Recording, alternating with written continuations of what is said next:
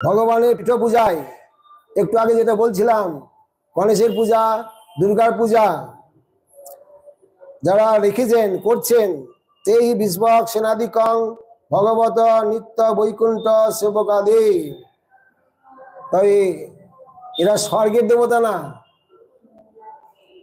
যদি কেউ পূজা করেন যারা ভগবানের পরিকর, বৈকুণ্ঠের পীঠাবরণ, গণেশ দুর্গাদি বিশ্বক সেনাদি, এরা বৈকুণ্ঠ সেবকা।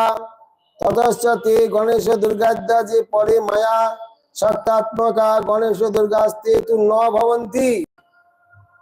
এরা মায়িক জগতের, এরা আপনারা পূজা করছেন, ওরা সেই দুর্গা গণেশ না, এরা বৈকুণ্ঠের দুর্গা গণেশ। নযত্র মায়া কি মতাপর, বৈকুণ্ঠে মায়াই নাই, আর মায়ার জগতের দেব দেবী তারা কি করে থাকবেন? তত ভগবৎ স্বরূপ ভূত সত্তাত্মক এবতে। এরা ভগবানের স্বরূপ, এরা মায়ার শক্তি না, আবার সেই জগতের।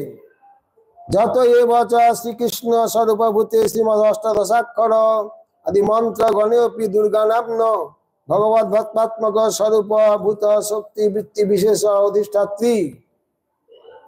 এমনকি ভগবানের যে মন্ত্র, অষ্টাদশাক্ষর মন্ত্র, সেখানে সেই মন্ত্রের অধিষ্ঠাত্রী দেবী দুর্গা। এই দুর্গা কিন্তু অন্য দুর্গা। এই দুর্গা বলতে সেখানে ভক্তি। অধিষ্ঠাত্রীত্বং শ্রুতি তন্ত্রাদি দৃশ্যতে, শ্রুতিতে তন্ত্রে এটা দেখা যায়। অষ্টাদশাক্ষর মন্ত্রের অধিষ্ঠাত্রী দেবী হলেন দুর্গা। যথা নারদ পন্থ রাত্রে ভক্তির ভজন সম্পত্তির ভজতে প্রকৃতি প্রিয়ম জ্ঞাতোত্তান দুঃখে না সেয়ং প্রকৃতির আত্মনা দুর্গেতি গিয়তে। এই দুর্গা কোন দুর্গা? যেটা একটু আগে বলছিলাম, ভক্তি। ভক্তি কেন হবেন? দুর্গা দেবী। আর ভক্তি কেন হবেন সেখানে? দুর্গা শব্দের অর্থ ভক্তি কেন হবে বলছেন জীব গোস্বামীপাদ। শ্রুতিবিদ্যা নারদ পঞ্চরাত্রের কথা উল্লেখ করলেন এখানে জীব গোস্বামীপাদ। ভক্তির ভজন সম্পত্তির ভজতে প্রকৃতি প্রিয়ম। ভক্তি বলতে এখানে ভজন, ভগবানের সেবা। জ্ঞাত অত্যন্ত দুঃখে ন, সেই ভক্তিকে অত্যন্ত দুঃখে জানা যায়, সহজে জানা যায় না, অত্যন্ত গূঢ়। দুঃখে ন সেয়ং প্রকৃতি দুর্গেতি গিয়তে সদ্ভীর অখণ্ড রসবল্লভা। এই ভক্তি দেবী ভগবানের প্রেয়সী, অখণ্ড বল্লভা। আতে এখানে দুর্গা শব্দে ভক্তি। ইনি অষ্টাদশাক্ষর মন্ত্রের অধিষ্ঠাত্রী দেবী, এই ভক্তি দেবী। এখানে এই দুর্গা না।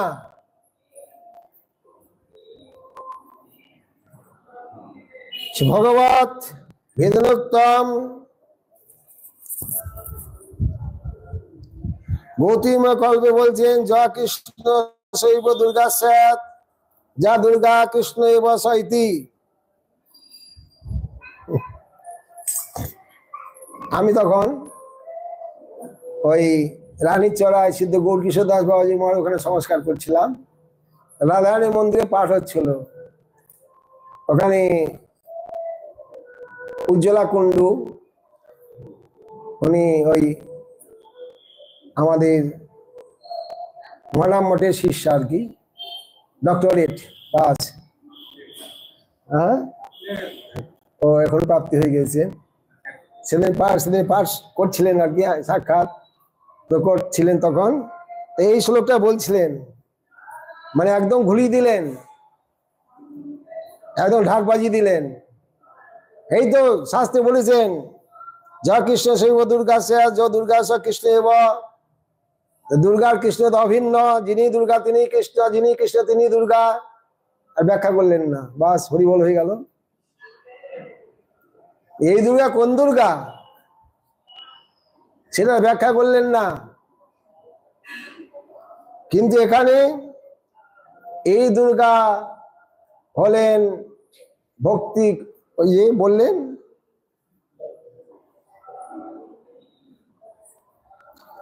সদ্বীর অখণ্ড রসবল্লভা, অথবা এই দুর্গা হলেন যোগমায়া, সদাশিবের গৃহিণী যোগমায়া। এই দুর্গা আর এই দুর্গা অনেক পার্থক্য। তমেব পরম ঈশানী তস্য অধিষ্ঠাত্রী ইত্যাদিনী। কিন্তু বিরাট পুরুষ মহাপুরুষৈরিব কেশাঞ্চিত অভেদা উপাসনা বিভক্তম সাই মায়াংশ রূপা তদধীনে প্রাকৃতস্মিন লোকে মন্ত্র রক্ষা লক্ষণে সেবার্থ নিযুক্তা চিচ্ছক্তাত্মক দুর্গায়া দাসী অতি নতু সেবা অধিষ্ঠাত্রী। এই জগতে যিনি দুর্গা, আপনার আশ্বিন মাসে যে দুর্গার পূজা করেন, শারদীয় দুর্গা পূজা, সেটা এই দুর্গা দাসী। যে দুর্গা আর কৃষ্ণ অভিন্ন, এই জগতে যে দুর্গা পূজা করেন আপনারা, সেই দুর্গা হলেন তার দাসী। চিৎশক্তি আত্মক দুর্গা দাসী। চিৎশক্তি যোগমায়া চিৎশক্তি বিশুদ্ধ সত্য পরিণতি, যোগমায়া চিৎশক্তি পরিণতি। তিনি হলেন সদাশিবের গৃহিণী, তিনি বৈকুণ্ঠের শিবের গৃহিণী, তিনি দুর্গা। আর এই দুর্গা তার দাসী। মায়াতীত বৈকুণ্ঠ আবরণ কথনে যদত্তম। মায়াতীত বৈকুণ্ঠের আবরণে দুর্গাইনী। পাদ্যোত্তর খণ্ডে সত্যাচ্যুত কানন অনন্ত দুর্গা বিশ্বক্সেন গজানন শঙ্খ পদ্ম নিধি লোকাস চতুর্বিধ আবরণম স্মৃতম। বৈকুণ্ঠের 4 প্রকার আবরণ, তার মধ্যে সেখানকার যিনি আবরণ, তার মধ্যে বিশ্বক্সেন, গণেশ, দুর্গা, শঙ্খ, পদ্মিনী, এরা সেখানকার আবরক দেবতা। এই জগতে মায়ার জগতে দেবতা নন এরা। অন্ধকাগ্নেয় জন্মানি নৈরিত্যং বর্ণং তথা বায়ব্যং সৌম্যম ঈশানাং সপ্তমং মুনিবিস্মৃতম। এবং যে সপ্ত ঋষি, তারাও সেখানে অবস্থান করছেন। সাধ্যা মরুদ গণা শৈব বিশ্বে দেবা তথৈব চ নিত্যা স্বর্গে পরে ধামনি যে চান্য দিবৌকসা। এরা নিত্যধামে বৈকুণ্ঠে অবস্থান করছেন। এরা মায়ার জগতের দেব দেবী নন। তেবয় প্রাকৃত নাকেস্মিন নিত্যাস্তি দশেশ্বর। নাগ মানে স্বর্গ, এটা প্রাকৃত ব্রহ্মাণ্ডের কথা, যেখানে স্বর্গের দেবতা। নিত্যাস্তি দশেশ্বর তে অনাকং মহিমানম সজন্তৈতি বৈশুতির।